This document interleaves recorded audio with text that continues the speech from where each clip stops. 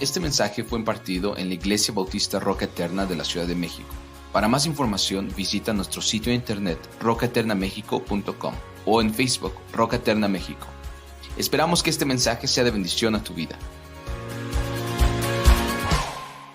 Bueno, abramos entonces, hermanos, por favor, nuestras Biblias en el Evangelio de Mateo, Mateo capítulo 26, versículos 7 al 30. Mateo 26, 7 al 30. Y hermanos, vamos a tratar de apurarnos. Voy a hacer todo lo posible para poder irnos con todo esta información que hay ahí. Así que si tú ves que vamos a ir a unos textos, vamos rápido. Si no los tienes, los puedes anotar y tú después los puedes buscar para que no te atrases en lo que estamos escuchando, en lo que estamos estudiando. Dice Mateo 26, versículos 20 al 30. Voy a leer desde el 17 que vimos la semana pasada. El primer día de la fiesta de los panes sin levadura vinieron los discípulos a Jesús diciéndole: ¿dónde quieres que preparemos para que comamos la Pascua? Y él dijo: id a la ciudad a cierto hombre y decidle: el maestro dice, mi tiempo está cerca, en tu casa celebraré la Pascua con mis discípulos. Y los discípulos hicieron como Jesús mandó y prepararon la Pascua. Versículo 20. Cuando llegó la noche, se sentó a la mesa con los 12 y mientras comían dijo: de cierto digo que uno de vosotros me va a entregar. Y entristecidos en gran manera, comenzó cada uno de ellos a decirle: ¿soy yo, Señor? Entonces él respondió, dijo: el que mete la mano conmigo en el plato, ese me va a entregar. A la verdad, el Hijo del Hombre va, según está escrito de él, mas hay de aquel hombre por quien el Hijo del Hombre es entregado. Bueno le fuera a ese hombre no haber nacido. Entonces respondiendo Judas, el que le entregaba, dijo: ¿soy yo, maestro? Le dijo: tú lo has dicho. Y mientras comían, tomó Jesús el pan y lo bendijo y le partió y dio a sus discípulos y dijo: tomad, comed, este es mi cuerpo. Y tomó la copa y habiendo dado gracias les dio diciendo: bebed de ella todos, porque esto es mi sangre del nuevo pacto que por muchos es derramada para remisión de los pecados. Y os digo que desde ahora no beberé más de este fruto de la vid hasta aquel día en que lo beba nuevo con vosotros en el reino de mi Padre. Y cuando hubieron cantado el himno, salieron al monte de los olivos. Vamos a orar, hermanos. Bendito Dios, es una bendición poder entrar en este recordatorio que podemos ver en los evangelios, Padre, ver esta parte de esta historia verdadera, real, en donde la Pascua llega a su fin, Señor, y ese nuevo pacto llega y termina en Cristo, Señor. Esta iglesia nace, se desarrolla con un nuevo pacto y, Señor, enséñanos a qué nos estamos enfrentando cuando llegamos a esta semana que cada año celebramos. Enséñanos a tener reverencia y entendimiento de lo que tú, Señor, nos quieres transmitir y que no sea solamente un tiempo en el que pasamos y que celebramos y vacacionamos, sino que sea un tiempo en que entendamos, Señor, que esa libertad de la esclavitud, Señor, la logramos en tu Hijo Jesucristo. Bendice este tiempo, mi Dios, en Cristo Jesús, glorifícate. Amén. Bueno, vamos al capítulo 26 de Mateo, hermanos. Este capítulo 26 nos muestra toda esta preparación para la crucifixión, como ya lo hemos estado viendo. Desde el versículo 17 hasta el versículo 25 encontramos al Señor tomando la Pascua, ¿no es cierto? Esta Pascua que va a terminar. Este es un pacto que hace el Señor, que tiene con sus discípulos, un pacto especial que hace con ellos a medida que Él va llegando a la crucifixión. Se están presentando estos eventos. Entonces, la semana pasada vimos como primer punto que el Señor está estableciendo el tiempo de la llegada a la cruz, el tiempo en que Él va a morir. ¿Recuerdan esto? ¿Verdad? Lo vimos la semana pasada en los versículos 17 al 19, este escenario que se está plantando para la Pascua final. Y vimos cómo el Señor está fijando este tiempo. Para Él es importante trabajar con sus discípulos, hablar con ellos, decirles que el Espíritu Santo va a llegar, que no van a estar solos, decirles, instruirles sobre una nueva celebración, una nueva fiesta que deberían conmemorar y lo que conocemos como la mesa del Señor, es lo que va a ser ahí. Entonces, esta mañana vamos a continuar viendo la Pascua, su preparación y sus eventos, hermanos. Vamos a ver algunos de los eventos principales que hay ahí, la Pascua, su preparación y sus eventos. Bueno, algo que sucede más ahí, si tú estuviste en la historia, y te sugiero que estés leyendo los evangelios en cuanto a esta historia, porque cuando tú los lees, observen que todo esto en Mateo, hermanos, todo lo que aquí dice en Mateo es muy poco lo que dice respecto a la cena de la Pascua. Entonces, ¿qué tenemos que hacer? Ir a versículos, ir a capítulos de otros evangelios para poder encuadrar todo lo que está diciendo aquí, porque Mateo simplemente dice, observen, vamos a ver el primer punto, por ejemplo, ellos se sientan a la mesa, ¿no es cierto?, con el Señor se sienta con sus discípulos a la mesa, y el versículo 20 dice, cuando llegó la noche se sentó a la mesa con los 12. Es todo lo que nos dice, hermanos. Entonces vamos a tener que ir a buscar en otros textos para saber qué es lo que está diciendo Mateo aquí. Entonces observen, dice Mateo que están ahí en la Pascua. Recuerden que qué hora era en ese tiempo más o menos, ya, día jueves, 6 de la tarde aproximadamente, están ahí en el día jueves y el Señor va a ser entregado ese mismo día por la noche y va a ser juzgado, un juicio, un mal juicio, por cierto, va a ser enjuiciado y muy temprano por la mañana lo van a crucificar y ya por alrededor de las 3 de la tarde, como lo estudiamos, Él va a ser crucificado el viernes en la tarde y va a entregar su espíritu y va a morir. Así que estamos a solo unas pocas horas. Si nos trasladamos en el contexto histórico y en el tiempo, hermanos, estamos a pocas horas, a menos de 24 horas de que el Señor vaya a morir, vaya a ser crucificado, ¿no? Y en ese momento están celebrando la cena de la Pascua, ¿de acuerdo? Estamos en ese momento. Ahora observen, versículo 20. Dice ahí el versículo 20, cuando llegó la noche se sentó, ¿qué? A la mesa con ellos, ¿no? Con los 12.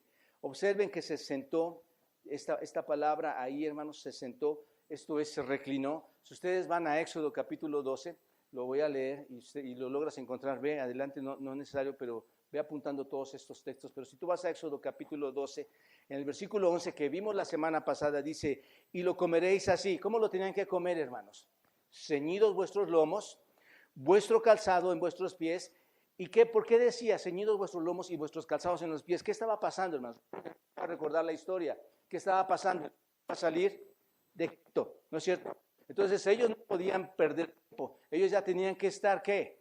Listos, preparados, solamente celebrando esta cena que iban a tener, el cordero que iba a ser inmolado, el derramamiento de la sangre, cocer ese cordero. Bueno, ellos tenían que estar listos para salir pronto de Egipto. Por eso está diciendo aquí en Éxodo 12, 11 esto. Entonces, calzados sus pies y su bordón en vuestra mano y lo comeréis como, hermanos.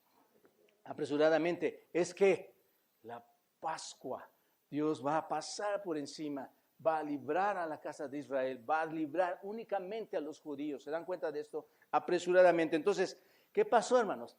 Con el paso de los años esta Pascua ya no se celebró así, porque ya Israel ya no iba a salir apresuradamente, ¿no es cierto? La fiesta entonces ahora ¿cómo la hacían? Con más tranquilidad, con más pasividad. Entonces ya no se apresuraban, por esas razones que se adoptó la costumbre de que, hermanos, ya no estaban parados y listos para salir, sino ahora ¿qué hacían? Se sentaban, ¿no es cierto? Entonces dice que se sentaron, ¿no es cierto? Se adopta esto, se reclina ahí, como lo hacían en cualquier otra fiesta, de forma tranquila. Entonces, sin prisa, conforme a esta nueva costumbre, el Señor se reclina ahí con los 12. Luego, versículo 21. Y mientras comían, dice el versículo 21, eso es todo lo que tenemos, hermanos. Recuerden que estamos en el inicio de esta cena, ¿de acuerdo? Vamos a tratar de ir desarrollando qué está pasando ahí. Y mientras comían, esto nos lleva, propiamente nos lleva a la cena de la Pascua, hermanos, ¿de acuerdo? Para esta cena, hermanos, se tenía una secuencia, ya había un proceso para celebrar la cena. El Señor ya la había establecido ahí, nuestro Dios, una cena bien definida, unos pasos bien definidos para celebrar esta cena de la Pascua. Y lo que hacían primeramente, lo que era la tradición para hacer esta cena, era que tomaban una copa de vino, hermanos. Era lo primero que sucedía era tomar este vino y obviamente, y los comparto aquí rápidamente, hermanos, es que no quiero entrar a detalles si no se va el tiempo, pero normalmente yo al principio cuando estudiaba la Escritura, hermanos, y asistía a la iglesia, al principio se me decía que no era vino, que era agua, hermanos, pero era vino. Era vino, no era una fermentación como la de ahora, pero este vino lo mezclaban con agua. Precisamente, hermanos, imagínate, van a celebrar la fiesta de la salida de Egipto y ellos todos embriagados por esto, en ninguna manera. Entonces, ¿qué hacían? Tomaban ese vino, pero diluido, ¿te das cuenta? Entonces, es lo que dice aquí, era lo primero que hacían. No se emborrachaban, sino que diluían ese vino, ¿no es cierto?, para no profanar esta fiesta sagrada, era lo que hacían. Entonces, tomaban esa primera copa, la cual iba acompañada de una acción de gracias, hermano. Mateo no nos está diciendo esto. Vayan, por ejemplo, a Lucas, capítulo 2. Lucas, capítulo 22, versículo 14, dice así. Vemos cómo comienza esta primera copa y esta acción de gracias. Cuando era la hora, se sentó a la mesa y con él los apóstoles. Lucas 22, 14. Cuando era la hora, se sentó con ellos y les dijo, cuánto he deseado comer con vosotros esta Pascua antes de que padezca, porque os digo que no la comeré hasta que se cumpla en el reino de Dios. Y habiendo tomado la copa, ¿qué hizo, hermanos? Dio gracias y dijo, tomad esto y repartirlo entre vosotros. Es lo que está haciendo, hermanos. En otro evangelio nos está narrando esto, ¿te das cuenta? Pero es lo mismo que está sucediendo ahí en Mateo, Marcos y Lucas y Juan, ¿de acuerdo? Solo que están ahí todos los hermanos, todos los sus discípulos mencionándolo de forma lo que apreciaban ahí. Entonces, después de esta primera copa, había otra cosa que sucedía, hermanos. Venía el lavado de las manos. Ellos tenían esa limpieza ceremonial, era una limpieza ceremonial tradicional que tenían que hacer antes de que pudieran entrar a la comida, tenían que lavarse las manos. Necesitaban reconocer, hermanos, la necesidad de tener una necesidad espiritual de estar limpios. Esa era la idea, una limpieza personal. Entonces, ¿esto qué representa, hermanos? El lavado de las manos representa su limpieza espiritual. Recuerden que están celebrando la liberación, la salvación de Dios, ¿no es cierto?, para salir de Egipto. Y ellos debían llegar ahí habiendo lavado las manos, habiéndose purificado en ese sentido. Entonces, ¿por qué, hermanos? Porque no podían celebrar al Dios que los había librado de esa esclavitud y llegar sucios, ¿no? Ese es el significado que podemos darle ahí, hermano. Entonces, hubo un tiempo de limpieza, ahí ellos se lavaron las manos y ahora en ese momento, probablemente, hermanos, cuando ellos estaban lavando las manos, también al verse ahí, hubo un momento en que estos discípulos entraron en una conversación, hermanos. Observen, Lucas capítulo 22, están ahí, ¿verdad? Lucas 22, observen lo que dice el versículo 24, viene una conversación entre ellos y observen cuál es. Hubo también entre ellos una disputa sobre quién de ellos sería el mayor. Observen lo que está pasando ahí. Están celebrando la Pascua, ¿no es cierto?, la última Pascua, y ellos empiezan a discutir hermanos, ¿quién va a ser el que va a estar ahí mejor que todos, no? Bueno, esto es importante, hermanos. Los discípulos empiezan a hablar esto, empiezan a discutir esto, exactamente en el transcurso de la cena de la Pascua, hermanos, en este evento, sobre cuál era el asunto, quién va a ser más grande entre todos nosotros. Y esto es algo bastante impresionante, hermanos, porque se lavan las manos, ¿no es cierto? Ceremonialmente están haciendo una limpieza que es, como les decía, una señal interior de su limpieza, ¿no es cierto? Mientras hacían esto en su señal interior, que era lavarse las manos, interiormente, ¿cómo estaban, hermanos? Mal, porque estaban pensando en otras cosas. Y así a veces pasa eso con nosotros, hermanos. Hacemos las cosas externamente, ¿no es cierto? Como cristianos nos desarrollamos así, queremos acercarnos al Señor, pero internamente hay otro tipo de pensamientos y cosas que no están alineadas, ¿no es cierto?, con el acto interior. Y el acto interno y el acto externo, en este caso, hermanos, solo dejan ver la vanagloria de estos discípulos, ¿no es cierto? Dejan ver que ellos estaban llenos de ambición, estaban llenos de egoísmo. Así que no había en absoluto una conexión entre esta ceremonia de lavarse las manos y estar alegando esto ahí dentro. ¿Se dan cuenta? No hay una comunión en todo esto. Entonces, si se dan cuenta, esto es muy parecido, hermanos, a lo que hacemos nosotros cuando nos presentamos a la cena del Señor. Y es importante entenderlo, hermanos. Cuando nosotros nuestra mesa para la cena del Señor, y ahorita vamos a hablar un poquito más de su significado, cuando hacemos, hermanos, pedimos a ustedes, hermanos, pruébese casi cada uno. Hermanos, aquí es donde tenemos que ver la importancia de celebrar la cena del Señor, lo que lo vamos a aprender.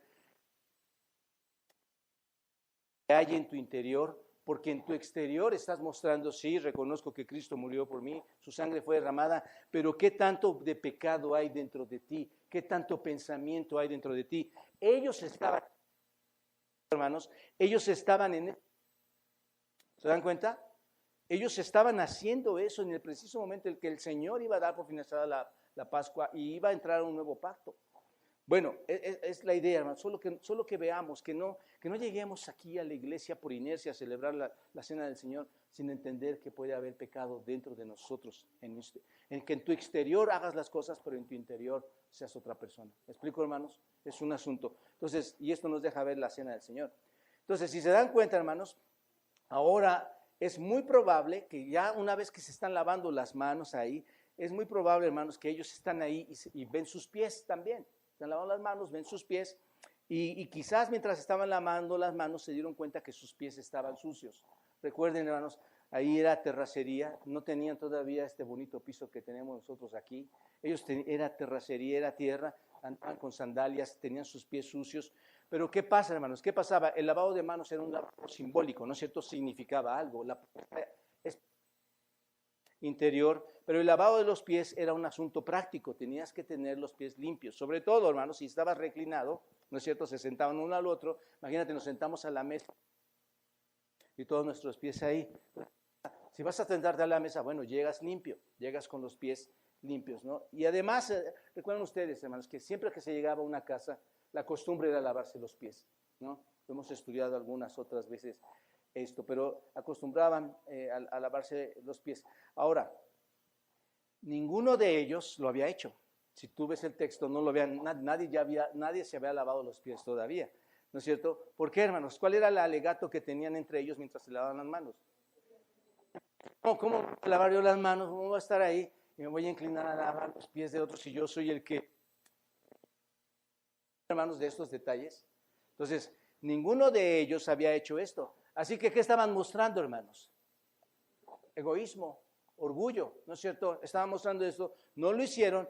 Entonces, seguramente, hermanos, fue en ese momento en que se levanta nuestro Señor Jesucristo, y muchos conocemos esta historia, se levanta para lavar los pies de los discípulos. Vayan todos a Juan, capítulo 13, versículo 4. Juan, capítulo 13, versículo 4. ¿Lo tienen ahí?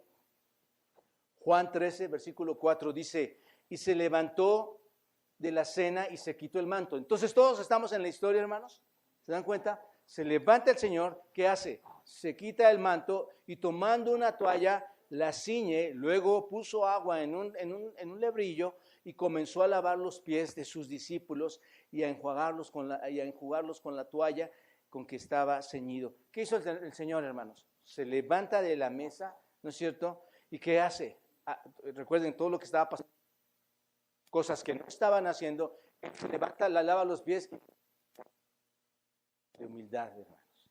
Les da una cátedra de servicio a aquellos que decían, yo quiero ser. Y sucede, hermanos, muchos quieren levantar la mano, muchos queremos levantar la mano, pero hermanos, lo primero que debemos aprender es humildad.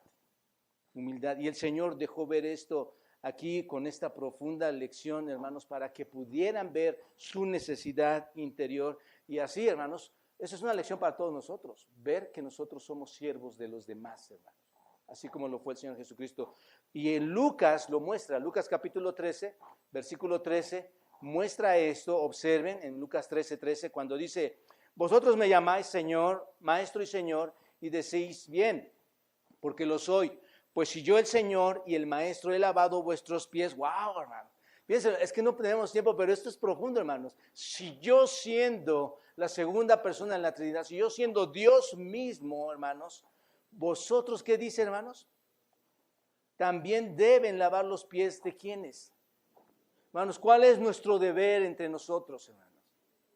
Es servirnos unos a otros, no es ver quién es el mayor, o quién va a ser el pastor, o quién va a ser el diácono, o quién va a poner el café, o quién lo va a quitar, o quién va a levantar la silla. No se trata de eso, quién va a ser un maestro o no, es servicio, hermanos, es servicio pleno, porque os ejemplo, dice el Señor Jesucristo, ¿qué ejemplo les dio?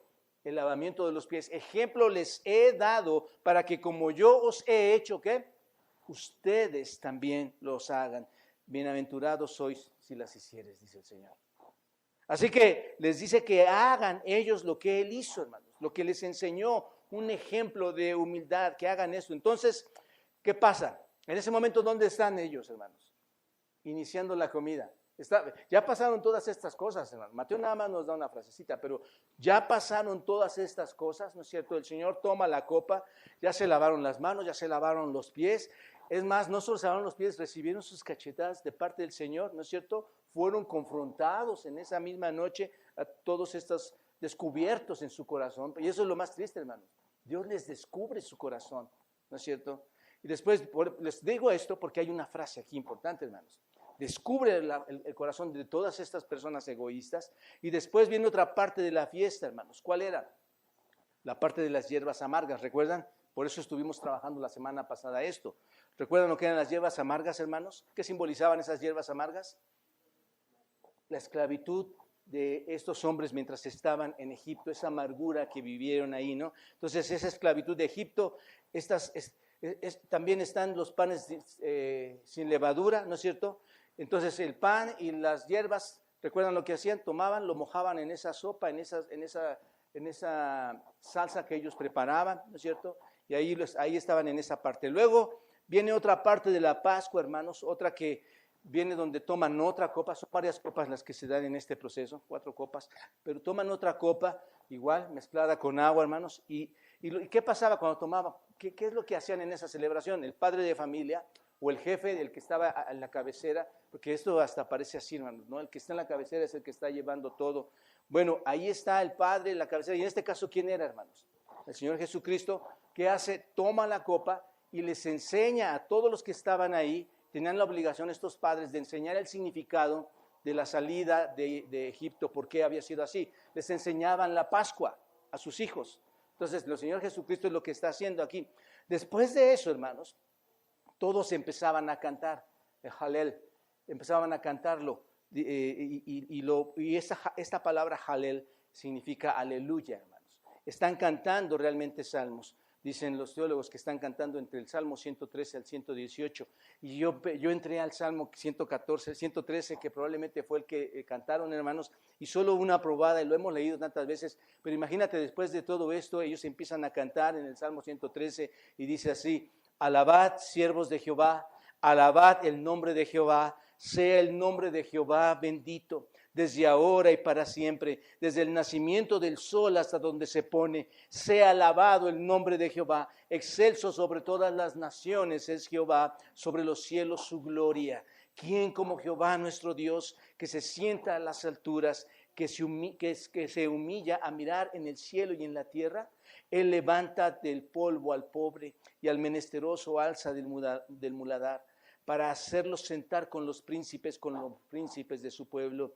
Él hace habitar en familia a la estéril, que se goza en ser madre de hijos. Aleluya. ¿Se dan cuenta, hermanos, lo que cantaban ahí? Y después el Salmo 114, y ustedes ya lo pueden ver ahí, hermanos, no nos da tiempo, pero están cantando esto, ¿no es cierto?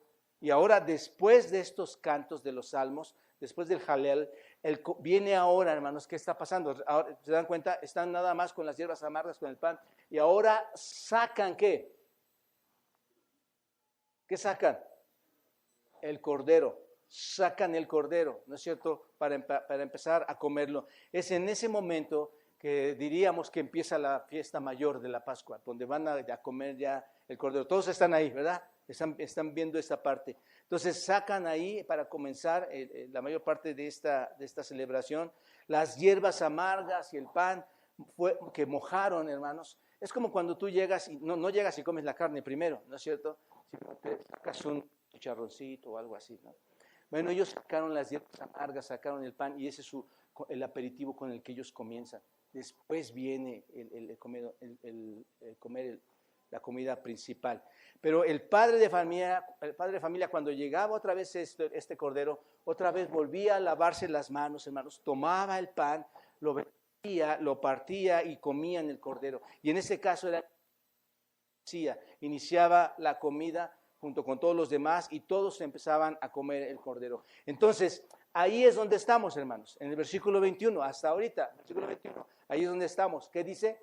Y mientras comían. ¿Entendemos, hermanos, en qué parte estamos? Hasta ahí. Ahora, ¿qué pasa, hermanos?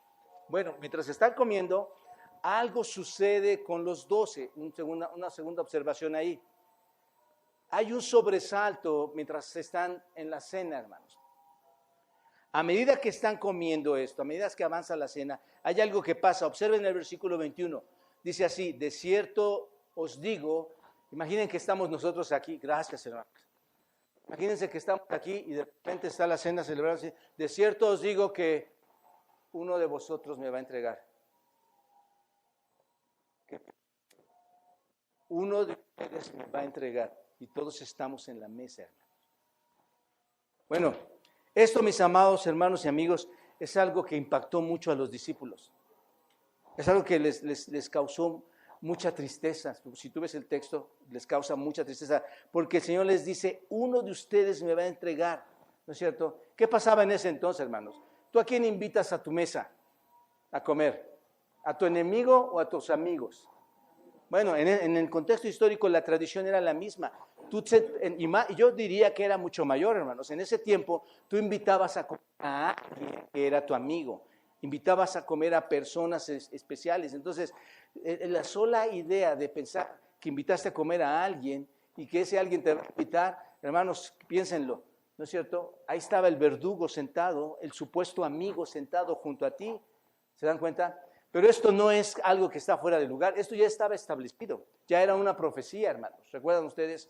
Ahí en el Salmo 55, versículo 12, ya está, a partir de todos los tiempos está todo esto. Y observen lo que dice el Salmo 55, en el versículo 12, porque no me afrentó un amigo, un enemigo, perdóname, porque no me afrentó un enemigo. Lo cual habría que, hermanos, soportado. Pues porque lo soportas porque ya sabes que el enemigo es un enemigo, ¿no es cierto? Ni alzó contra mí el que me aborrecía, ni se alzó contra mí el que me aborrecía, porque me hubiera, ¿qué? Ocultado de él. Estás prevenido. Sino tú, hombre, al parecer íntimo mío. ¿A quién hace referencia? Ya en este contexto del Nuevo Testamento, hermanos. A Judas, ¿no es cierto? En el Antiguo Testamento está haciendo referencia a Teofel o a Absalón, hijo de David. Pero aquí, hermanos, se está hablando básicamente de Judas, ¿no es cierto? Dice, sino tú, hombre, al parecer íntimo mío, mi guía y mi familiar, que juntos caminábamos, ¿qué, hermanos? Dulcemente, comunicábamos dulcemente los secretos y andábamos en amistad en la casa de Dios. Qué lamentable, ¿no es cierto, hermanos?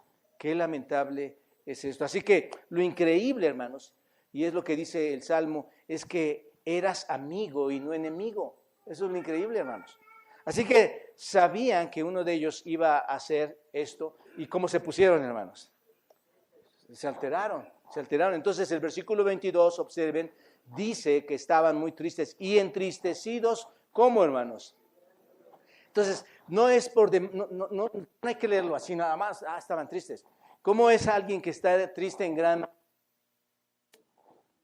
Probablemente ellos estaban hasta llorando y algo sucedió en sus corazones, hermanos, porque uno de ellos era que iba a hacer esto. ¿Se dan cuenta? En gran manera comenzó cada uno de ellos a decirle, ¿qué es lo primero que dirías tú? ¿Soy yo, Señor?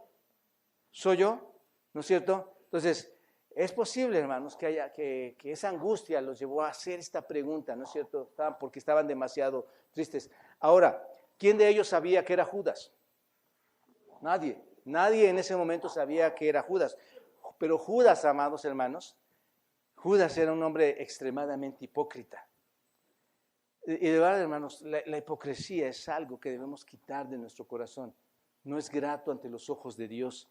Judas era un hombre hipócrita. Si alguien era competente, era maestro para ponerse una máscara, ¿quién era, hermanos?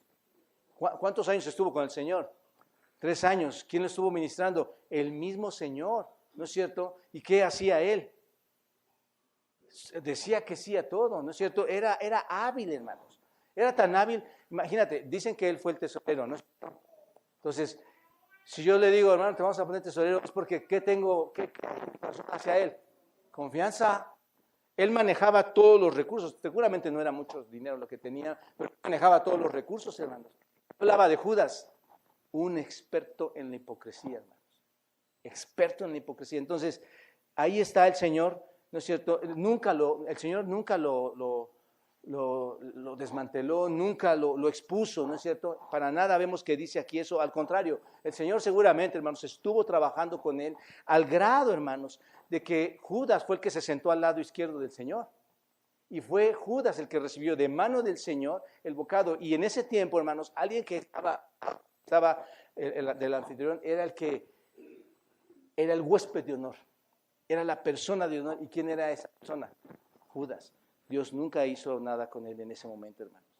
Así que no hizo nada para descubrirlo. Así que no identificaron nadie a Judas en ese momento. Nadie sabe quién era. Más bien, observen lo que dice el versículo 22. ¿Qué dice? En lugar de identificarlo, ¿qué pasó? Cada uno de ellos, ¿quiénes? Los discípulos, ¿qué hicieron? Señor, ¿soy yo? Porque si lo hubieran identificado, hubieran dicho, es Judas. Pero dijeron, no, Señor, soy yo. Ahora bien, ¿por qué pensaron ellos que eran ellos?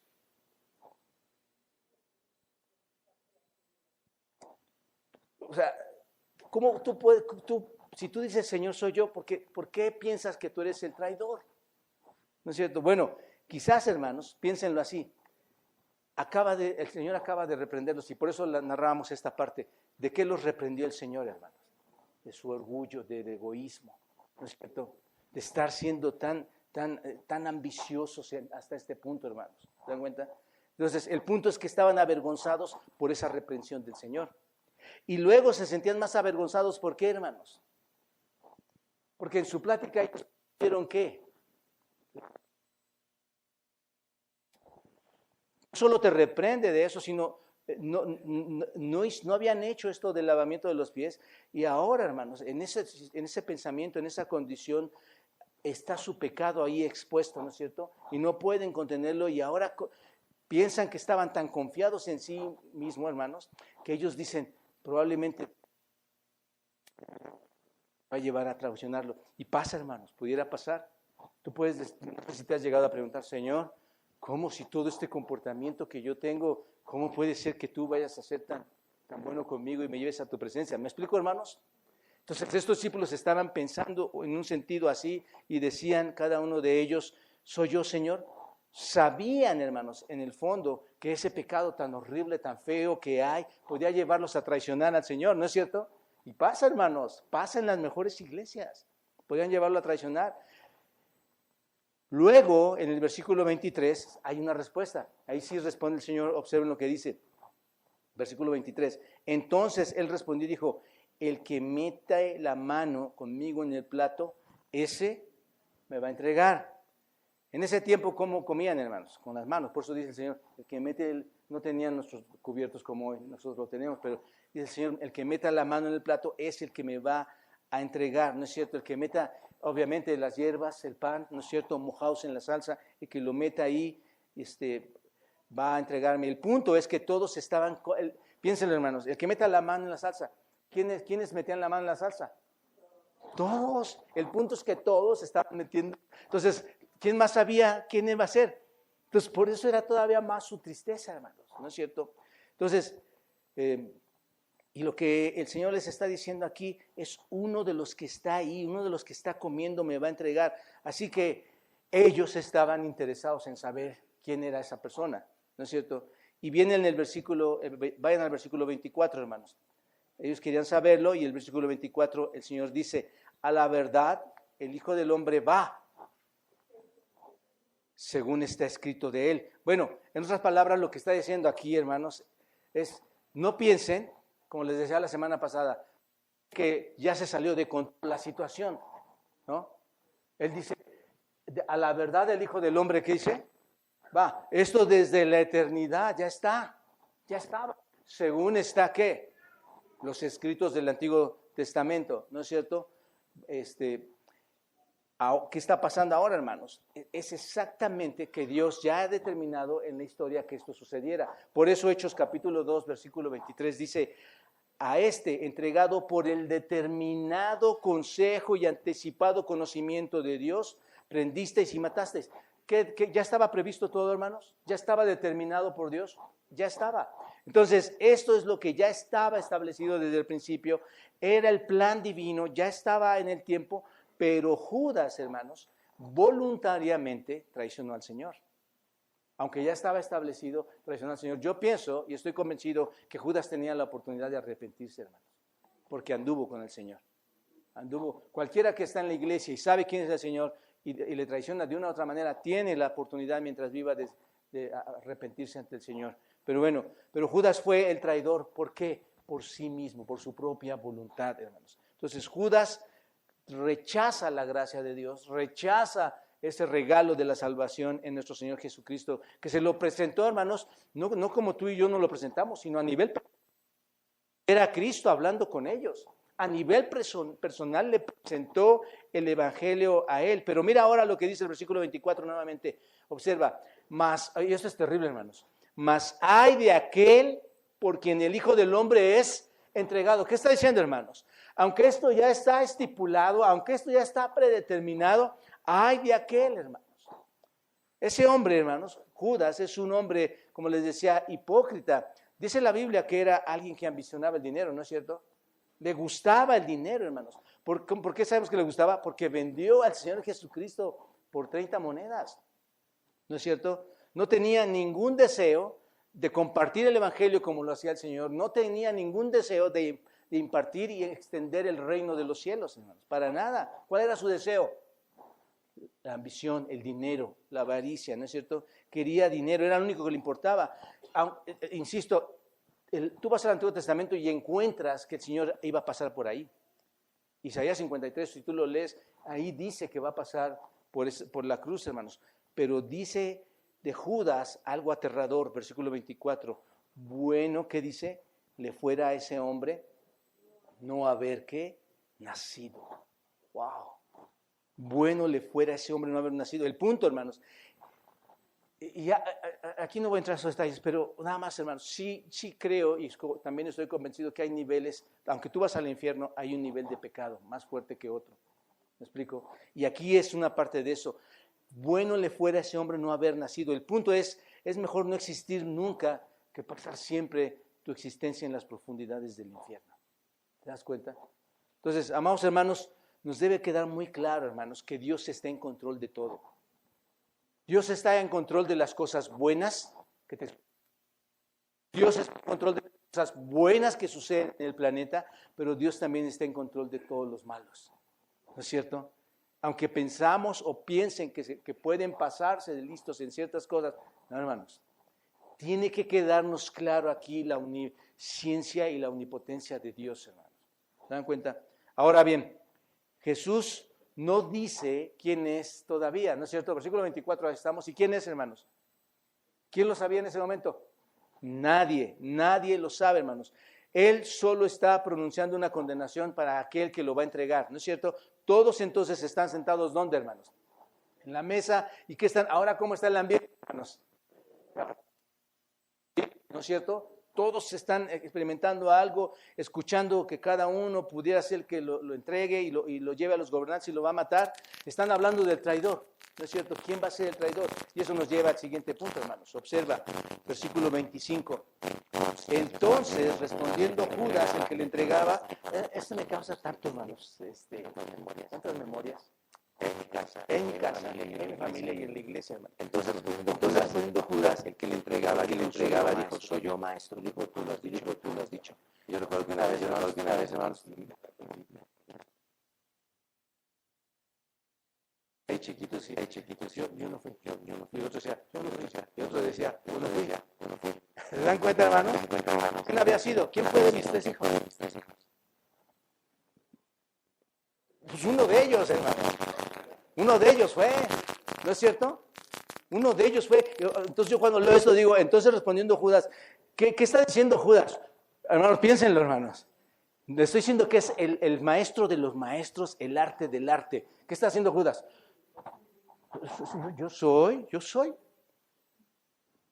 Qué triste, hermanos, ser un supuesto creyente así a los ojos de Dios. Ya había mandado una sentencia fuerte, hermano. Ahí tuvo una oportunidad Judas otra vez Por supuesto, hermanos. Bueno, entonces, si no hubiera dicho nada Judas, hermanos, ¿qué hubiera pasado? Todos están diciendo, soy yo, y Judas no dice nada. ¿Qué hubiera pensado? Están mis 3 hijos, y los 2 me dicen, no soy, yo no fui, y el otro se queda callado. ¿Qué piensas? ¿Me explico, hermanos? Eso es a lo que voy. Lo hubieran descubierto. Entonces, ¿qué tenía que hacerse? ¿Qué es lo que hizo Judas realmente ahí? No, yo me pongo igual que ellos. Y yo voy a decir que yo tampoco fui. Así que, hermanos, no tenía nada, estaba mostrando solamente su hipocresía al preguntarle al que era su maestro, hermanos, al que no le tenía ni una gota de respeto. Le pregunta al que no lo respeta, al que no le sigue, aunque aparentemente le está siguiendo, le pregunta a él y le contesta que él fue él es el que lo va a hacer. Pero observen, hermanos, obtuvo una respuesta bien directa. ¿Cuál fue, hermanos? Al final, tú con tu propia boca, wow, hermano, esto está tremendo, hermano, porque tú lo acabas de declarar, eres tú mismo lo has dicho. ¿Te das cuenta de lo que está diciendo aquí, hermanos? ¿No es cierto?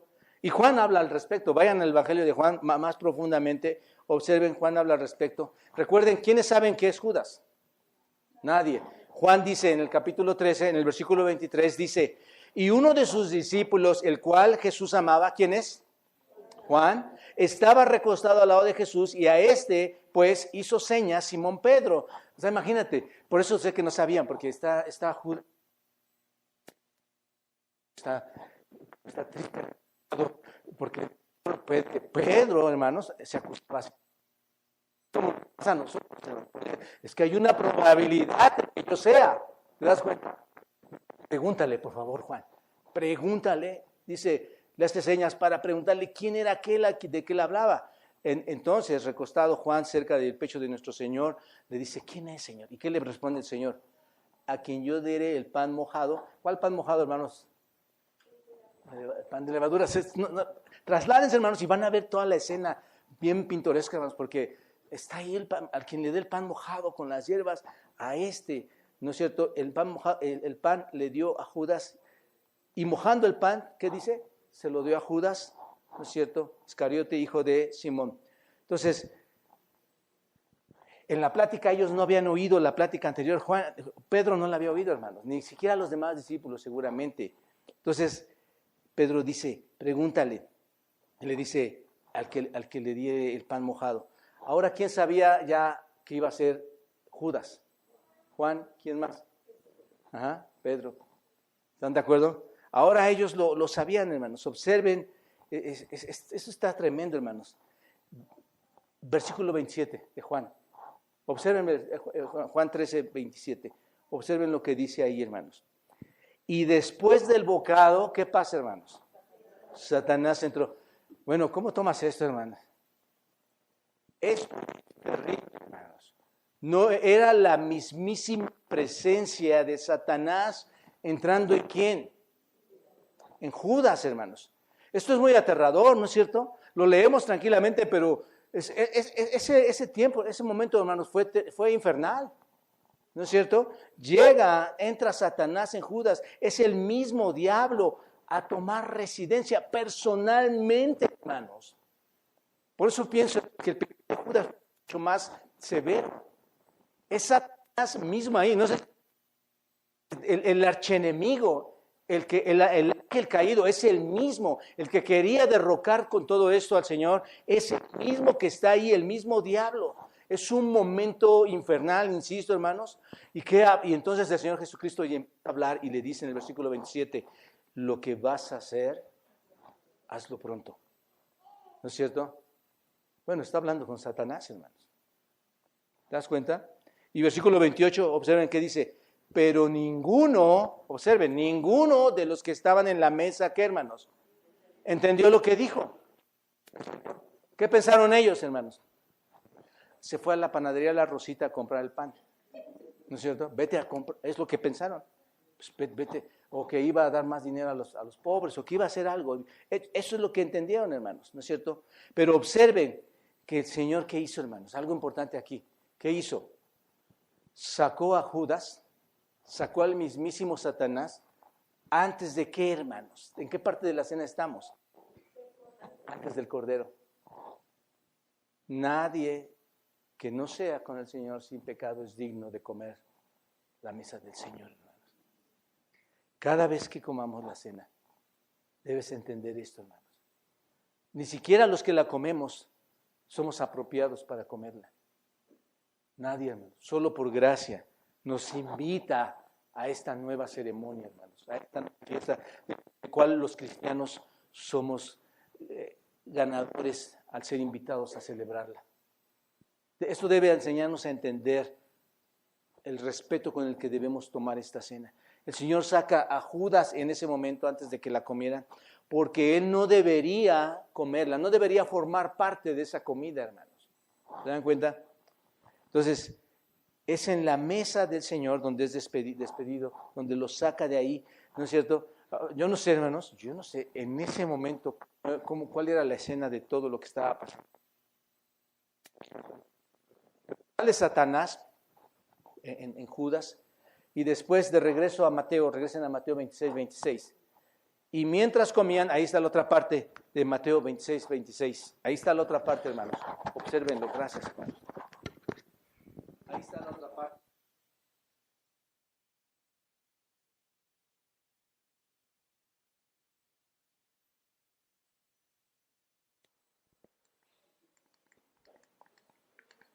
Ahí lo tienen. Está la otra parte ahí, hermanos. Y mientras comían, ¿lo ven? Versículo 26. Y mientras comían, regresando a la comida de la Pascua, es lo que está haciendo referencia. Regresa a la comida de la Pascua. Ahora, ¿por qué es la Pascua final, hermanos? Ya van a tomar la Pascua. Vamos a entrar a ese detalle. ¿Por qué esa Pascua final? Bueno, este fue un momento muy especial, hermanos. Yo diría, es un momento histórico. Si quieren, regrésenme el otro. Es un momento histórico ahí. A ver, ahí. Es un momento histórico, hermanos. ¿No es cierto? Es un momento trascendental lo que está pasando ahí, hermanos. ¿Por qué, hermanos? La Pascua va a ser la última Pascua final. ¿Por cuántos tiempo habían celebrado esta Pascua, hermanos? Cientos de años, ¿no es cierto? Hasta el momento del Nuevo Testamento en que están con el Señor Jesucristo. Desde entonces, ¿cada cuándo celebraban la Pascua? Cada año. Entonces, imagínate qué terrible es para aquellos judíos que van a celebrar la Pascua que les digan, ya no va a ser así. Era toda una tradición, hermanos. Es un golpe fuerte a los judíos. ¿Te das cuenta? Entonces, algo que era ordenado por Dios, algo que debía celebrarse, ¿no es cierto?, por todos estos años, ya no lo iban a hacer. Pero ahora, escuchen bien esto, hermanos. Esta Pascua fue la última Pascua. Cualquier otra Pascua ya no existe. Yo te lo explico un poquito. Pero cualquier otra Pascua fuera del orden de Dios, que Dios no autorice, ya no existe, hermanos. ¿Por qué digo esto? Porque es una economía pasada, hermanos. ¿No es cierto? Es un pacto pasado. Ya no está vigente. Ese es el asunto. Esa Pascua ya no está vigente. No tiene, en un sentido, no significa nada, hermanos. Esta Pascua. Aquí el Señor Jesús celebró la Pascua. ¿Para qué, hermanos? Celebró la Pascua en cierta forma para ponerle fin a esta Pascua. Entonces, el Señor Jesús en el versículo 26 comienza una nueva fiesta conmemorativa. El Señor Jesús comienza una nueva economía. El Señor Jesús comienza una nueva fiesta. ¿Se dan cuenta? En el versículo 26. Y esta nueva fiesta, hermanos, no es la fiesta del antiguo pacto, sino es la fiesta del ¿qué? Del nuevo pacto. No la fiesta del Antiguo Testamento, sino la fiesta del Nuevo Testamento, ¿te das cuenta? No mirando, ¿qué miraban en esa Pascua? Al Cordero, ¿no es cierto?, que sacrificaron de Egipto. Y ahora, ¿a dónde miraban, hermanos? En el Nuevo Pacto. Al Cordero de Dios que quita el pecado del mundo, al único Cordero. ¿Se dan cuenta? Esto es muy importante, hermanos, de entender. Por lo tanto, ¿qué está haciendo el Señor? Termina con lo viejo antes de comenzar con ¿qué?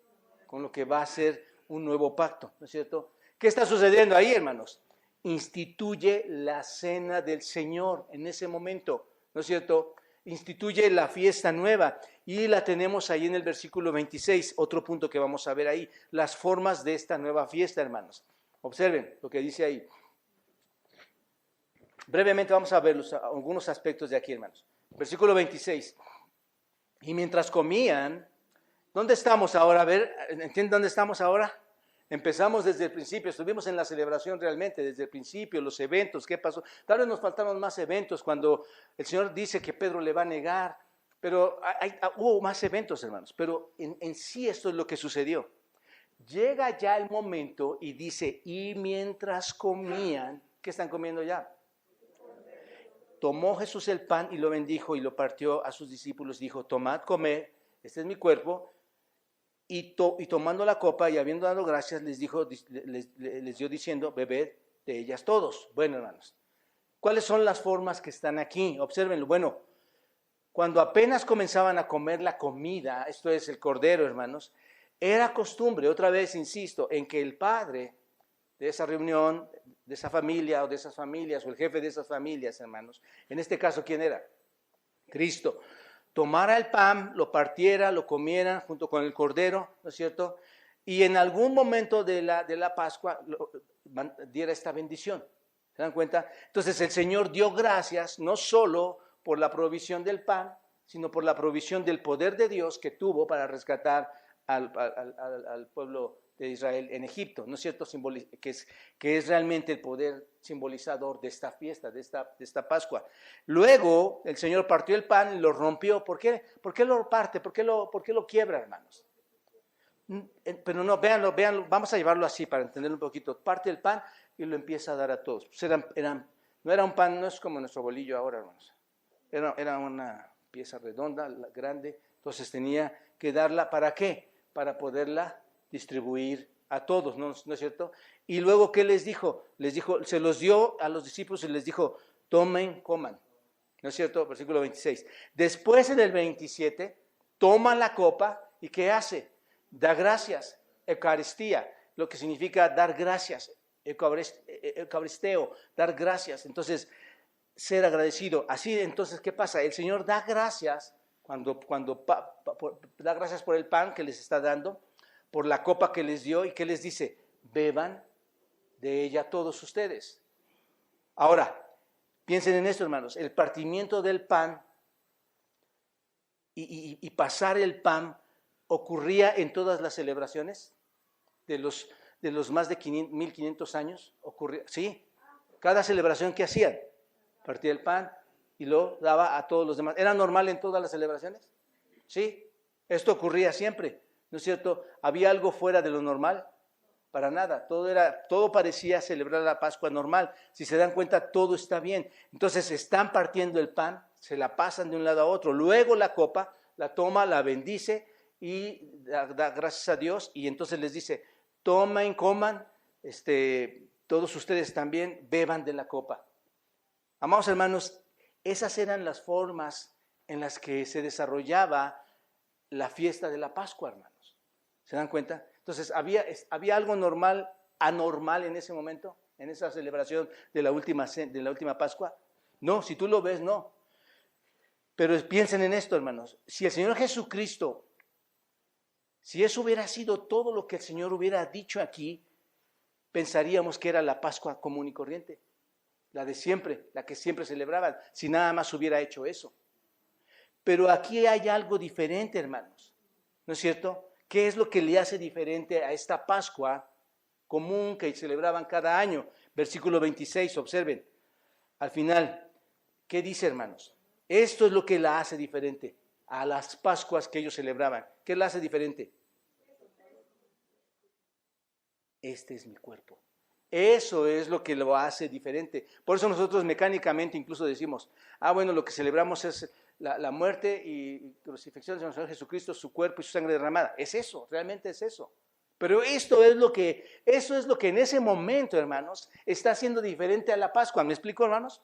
Tú la celebrabas, dabas el pan, dabas la copa, la bendecías, sumergías las cosas en la sopa, en la salsa y la comías. Orabas y explicabas qué pasaba. Pero aquí el Señor hace algo importante, subráyenlo en sus Biblias. Este es mi cuerpo. Este es mi cuerpo. Ahora eso es algo nuevo, no es algo que se había hecho antes. ¿Se dan cuenta? No viene en los simbolismos anteriores. Es algo nuevo. El pan sin levadura siempre había sido un símbolo, hermanos. ¿Qué significaba el pan sin levadura? ¿Recuerdan ustedes? Era separarse ¿de qué? De la inmundicia, de la maldad. Era lo que significaba, hermanos. ¿Lo recuerdan ustedes? Pero ahora es algo diferente, hermanos. Ahora los panes sin levadura ya no hablan de la influencia del mundo, ¿no es cierto? De la negatividad del mundo. El pan sin levadura, dice el Señor, que significa que es, ¿qué? Su cuerpo. Entonces, cuando estamos en la mesa del Señor, es lo que estamos celebrando, hermanos. ¿Me explico, hermanos? Es su cuerpo. El Señor está transformando entonces, ¿qué, hermanos? La Pascua. ¿Se dan cuenta? Está transformando, por eso se requiere mucha autoridad para hacer eso, hermanos. ¿Quién podría cambiar una Pascua o sea, imagínate que tú agarras la hoja de la Escritura del Antiguo Testamento y dices, no, yo la voy a rayar y le voy a poner algo aquí. ¿Quién hace eso, hermanos? El único que tiene poder para transformar una fiesta, para llevar a otro lugar, que no es porque se le ocurrió, sino que ya venía planeado desde el Antiguo Testamento, hermanos. ¿Quién es? Jesucristo, que es ¿quién? Dios mismo. Dios es el único que puede hacer esto, hermanos. Y fue Él mismo. Él era el mismo, el Cordero del que se habla en el pasado, es el Cordero que ahora se presenta en el presente, y es el mismo que el pasado que simbolizaba ese Cordero, es el que dice, aquí está el verdadero Cordero, y ahora este es mi cuerpo. Esto lo tienen que hacer en memoria de mí todas las veces antes, hasta que yo regrese. ¿Se dan cuenta? Entonces, Él está dando esta orden. Quiero que tomes y comas este pan que representa, ¿qué? Mi cuerpo. Ahora, como un comentario, hermanos, ¿qué hace la Iglesia Católica, no es cierto, cuando hacen esto, hermanos? Ya no me da tiempo de contar una historia. Pero la Iglesia Católica, hermanos, piensa, este es el cuerpo de Cristo. El vino es la sangre de Cristo, lo que llaman la transubstanciación. ¿No? Ya lo hemos hablado también aquí. Piensan que es el cuerpo de Cristo y la sangre de Cristo, que en ese momento se convierte, ¿no es cierto? Lutero lo llegó a pensar, hermanos, con la consubstanciación, pensando que era se traslada, se transforma, son coiguales, o sea, dice el pan y el vino sigue siendo el pan y el vino, pero Cristo está aquí y están ahí los dos. Y ninguno de los dos tiene validez, hermanos. ¿Qué es lo que está diciendo aquí el Señor? Él está diciendo otra cosa, hermanos. No es lo que dice que se convierte el cuerpo de Cristo. Lo que dice es que este pan es el símbolo ¿de qué? De su cuerpo. Lucas capítulo 22, versículo 19. Observen, lo podemos ver mucho mejor ahí. Observen, versículo 19. Y tomó el pan y dio gracias. Lucas 22, 19. Y tomó el pan y dio gracias y lo partió y les dio diciendo, ¿qué dice, hermanos? Este es mi cuerpo que por vosotros es dado, haced esto en memoria de mí. ¿Te das cuenta? Entonces, ¿el pan qué es? Es representativo de qué, hermanos? De su cuerpo, ¿no es cierto? Es un símbolo, es una imagen, ¿no es cierto?, de su cuerpo. Pero el Señor Jesús está diciendo, yo doy mi cuerpo para morir ¿por quiénes? Por todo aquel que crea, ¿no es cierto? Me entrego por todos ustedes y quiero que lo hagan ¿cómo? Cada vez que lo hagan, ¿cómo quiero que lo hagan? Observen, hermanos, está dando las nuevas pautas. Está dando las nuevas pautas. Quiero que lo hagan ¿cómo? En memoria de mí, cada vez que hagan esto. Entonces, la cena del Señor es bien importante, hermano. De hecho, en la crucifixión vamos a tener la cena aquí. Por eso la celebramos. ¿Te das cuenta? Entonces, luego regresen a Mateo 26, 28. Él dice, con respecto a la copa, él dice, porque este es mi sangre, ahora va a hablar de la copa, hermano, porque esta es mi sangre del nuevo pacto, ahí está, ¿entendemos ya ahora todo eso, hermanos? Es la sangre del nuevo pacto que por muchos es derramada para remisión de los pecados. Está diciendo que esta es su sangre del pacto, es el nuevo pacto, ¿en qué, hermanos? El nuevo pacto, ¿en qué está marcado? En su sangre, aquí está, hermanos, es mi nuevo pacto en sangre, ¿te das cuenta? Esto es básicamente desde el Antiguo Testamento. Vayan otra vez a Éxodo 24, 8. Observen. todos esos pactos que el Señor hizo con los hombres que vemos en el Antiguo Testamento, por ejemplo, el que hizo con Abraham, ¿qué hubo, hermanos? Derramamiento de sangre. El que hizo con Moisés, ¿qué hubo? Derramamiento de sangre. Con cualquiera, hermanos, con cualquiera. Observen, capítulo 24, versículo 8. Entonces Moisés tomó la sangre, ¿y qué hizo, hermanos? Y roció sobre el pueblo y dijo, he aquí la sangre del pacto que Jehová ha hecho con vosotros sobre todas estas cosas. Entonces, hermanos, la sangre siempre era rociada al pueblo para el perdón de los pecados por ese sacrificio que anticipadamente se había dado. Lo mismo pasó en la Pascua, hermanos, en la salida, en el Éxodo. Entonces vemos ahí la sangre. Cuando Dios hizo un pacto con los hombres, ¿qué fue lo que requería? Cuando pedía un pacto, ¿qué era lo que requería Dios? Derramamiento de sangre. ¿Están de acuerdo? Era lo que requería. Entonces, cuando Dios hizo un pacto con Abraham, cuando lo hizo con Moisés y con mucha gente más, hermanos, hubo un derramamiento de sangre de animales. Tú lo ves ahí en el Antiguo Testamento. Entonces, cuando Dios trajo la reconciliación consigo mismo, hermanos, ¿cuál fue el precio? La sangre. Para que todos los hombres supieran, hermanos, que una relación con Dios iba a costar, ¿qué? Sangre. ¿Quieres una relación conmigo? Cuesta sangre. Y cuesta, para que haya sangre, ¿qué debe haber, hermano? Sacrificio. ¿Te das cuenta? No puede haber sangre si no hay sacrificio. ¿Me explico, hermanos, en esto? Entonces, todo esto apunta ¿a quién? A Cristo. Todo apunta a Cristo. ¿Quién era el sacrificio perfecto, hermanos? ¿Quién iba a derramar su sangre? Hebreos 9:22 dice, y sin derramamiento de sangre no hay remisión. Obviamente de pecados. Dice, no hay remisión. ¿Qué se requería entonces, hermanos? Un pacto con Dios exigía no solo que hubiera un sacrificio, sino que exigía, hermanos, derramamiento de sangre. No era solamente matar al animal, sino que hubiera un derramamiento de sangre. ¿Por qué, hermanos? ¿Por qué debía haber un derramamiento de sangre? ¿Se han preguntado esto? Porque la vida está en la sangre. Eso es impresionante, hermanos. ¿No es cierto? Vean Levítico 17:11. La vida de la carne está en la sangre. Dice, versículo 11 del capítulo 17. Porque la vida de la carne está en ¿dónde, hermanos? Y yo os la he dado para hacer expiación sobre el altar. ¿Por quién? Por vuestras almas. ¿Se dan cuenta? Que todo esto no es más que la pintura, hermanos, apuntando a Cristo. Y luego, y la misma sangre hará, ¿qué? Expiación de la persona. Entonces, el Señor Jesús murió para salvarnos ¿de qué, hermanos? De nuestros pecados, pero no era suficiente solo con morir. ¿Me explico, hermanos? ¿Qué requería el Señor? Tenía que morir y en su muerte, ¿qué tenía que pasar, hermanos? Derramar, ¿qué? Su sangre. ¿Cómo fue derramada, hermanos? A él le traspasaron sus manos. ¿Hubo derramamiento de sangre? A él le traspasaron su costado. ¿Hubo derramamiento de sangre? A él le traspasaron sus pies. ¿Hubo derramamiento de sangre? Lo latigaron. ¿Hubo derramamiento, hermanos? Le pusieron una corona que traspasó y hubo sangre, ¿no es cierto?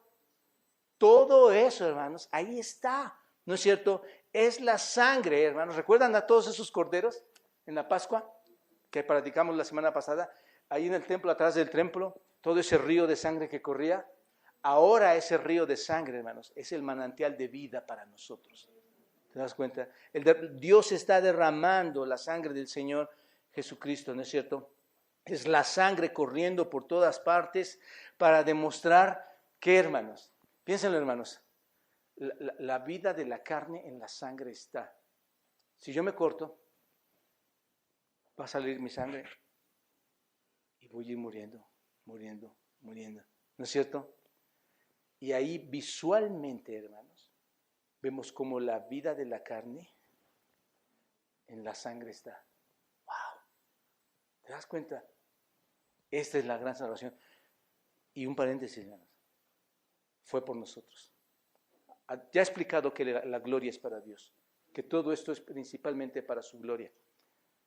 Pero implícito, hermanos, es porque te rescató a ti y a mí. ¿Te das cuenta? Así que cuando celebramos la cena del Señor, ya no es para recordarte la sangre del Cordero de Egipto. ¿Están de acuerdo? Ahora es para recordarte ¿qué, hermanos? No es para recordarte que tienes que poner que pusiste en los postes y en las traves de la puerta la sangre. ¿Ahora para qué es, hermanos? Para recordarnos de ahora en adelante, hermanos, que su sangre fue derramada para el perdón de pecados. ¿Te das cuenta? Esta es su sangre del pacto. Ahí está lo que estamos leyendo, la cual tenía que ser derramada, ¿no es cierto? Y fue muy gráfico, hermanos. Fue gráfica, verdadera, y tú lo ves, fue algo muy gráfico para todos. El derramamiento de la sangre del Cordero, ahí fue. Piensen lo que tan similar es el Antiguo Testamento con el Nuevo Testamento, hermanos. Se dio al rojo vivo todo eso, hermanos. Ahora, hermanos, entendamos, y vas a decir, no, pero no es por la muerte de Cristo. Sí, es por la muerte de Cristo, pero entendamos esto. Pero tuvo que derramar, ¿qué, hermanos? Su sangre, porque Dios requería, ¿qué? Un sacrificio, ¿no es cierto? Y cuando hay un sacrificio hay un derramamiento de sangre para que veas que la vida va a fluir, para que pudieras ver que la vida era derramada, hermanos. ¿Se dan cuenta de esto? Eso es lo que quería el Señor que viéramos. Y noten lo que dice, hermanos. Porque esto es mi sangre del nuevo pacto, y aquí no lo señalé, pero observen esto, hermanos, que ¿por qué? Por muchos. ¿Qué quiere decir esto? Es derramada para el beneficio de muchos. La pregunta es, ¿quiénes son estos muchos? En Egipto, ¿quiénes eran, hermanos? Los judíos, solo Israel. Y ahora, ¿quiénes son los muchos, hermanos? Esto es donde nos tenemos que arrodillar ahora mismo y decir, es que en esos muchos estoy yo y estás tú. Ahora son judíos y gentiles. ¿Recuerdan Romanos, hermanos? Judíos y gentiles. Ahí están todos los muchos, hermanos. Así es el poder de Dios, hermanos, en el Cordero que quita el pecado del mundo. Así es su poder. Todos los que creen, gentiles y judíos, no solo la sangre derramada para la nación de Israel en ese tiempo, sino ahora, hermanos, para todos nosotros. Entonces, nuestro Señor se dirige a la cruz para derramar su sangre con ese sacrificio por el pecado de los hombres. Él instituyó entonces la copa, hermanos, el pan, este memorial para todos los tiempos. Es lo que festejamos ahora, para recordar la muerte sacrificada y derramadora de la sangre de nuestro Señor Jesucristo por nosotros. Así que la fiesta que celebramos hoy en día, hermanos, en la iglesia, aquí en Roca Eterna y en cualquier otra iglesia, ¿cuál es, hermanos? ¿Cuál es? Fuerte, hermanos. ¿Cuál es la fiesta que celebramos? La cena del Señor. Es lo que celebramos. Ya quedó finalizada la fiesta pascual, hermanos. ¿Están de acuerdo? Celebramos la fiesta del Señor en la iglesia. ¿Con qué? Con el pan y la copa. ¿Te das cuenta de la importancia de esto? La Pascua terminó ¿cuándo, hermanos? Esa noche. Estamos a unas horas de su muerte. A unas horas de su muerte termina la Pascua. ¿No es cierto? No ha habido una Pascua más. Ahí terminó. Obviamente hay judíos que la celebran hoy en día, hermanos. ¿No es cierto? Pero ahí terminó. Puede ser bueno, pero no es buena, hermanos, porque en un sentido la Pascua ya no puede mostrarnos la redención en Cristo, ¿no es cierto? Aunque la celebran, bueno, que lo celebren, pero la verdadera redención, ¿en dónde se celebra, hermanos? En la cena del Señor, donde vemos que su carne y su cuerpo, hermanos, fueron dados en sacrificio y su sangre derramada por nosotros. ¿Te das cuenta? Ahí hay un propósito, ahí sí entendemos el propósito de la cena del Señor. Entonces, ese es nuestro éxodo, hermanos. Piénsenlo de esta manera.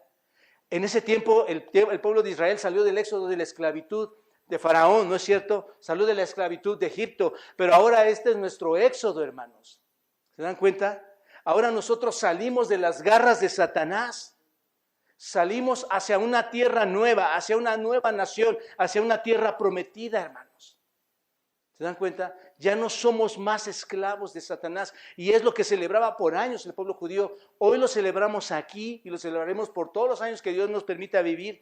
Celebrar que Dios nos ha rescatado, hermanos, de las garras de Satanás. Nos ha rescatado de la muerte. La muerte no tiene más valor en ti.